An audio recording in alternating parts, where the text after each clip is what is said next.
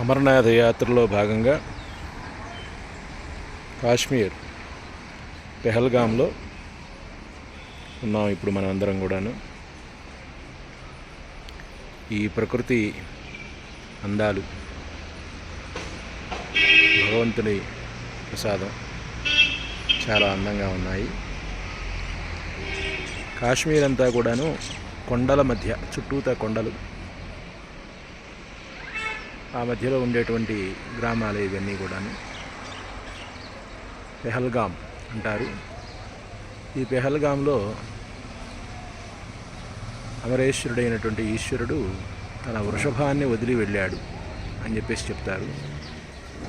తర్వాత చందన్వారి అనేటువంటి ఊరు వస్తుంది. అక్కడ తన శిరస్సు మీద ఉన్నటువంటి చంద్రుణ్ణి వదిలేసి వెళ్ళారని, తర్వాత అనంతనాగ్, శేషనాగ్ అనేటువంటి వస్తాయి.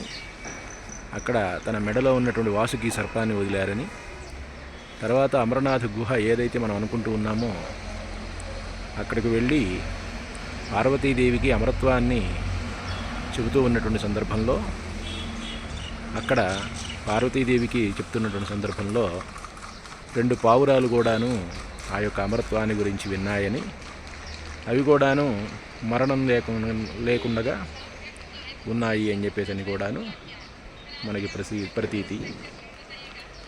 ఆ యొక్క అమరేశ్వరుని దర్శించుకునేటప్పుడు ఆ యొక్క పావురాలు కనపడితే మనకి కూడా అమరత్వం సిద్ధిస్తుంది అని చెప్పేసి కూడాను మహర్షులందరూ కూడా బోధించి ఉన్నారు.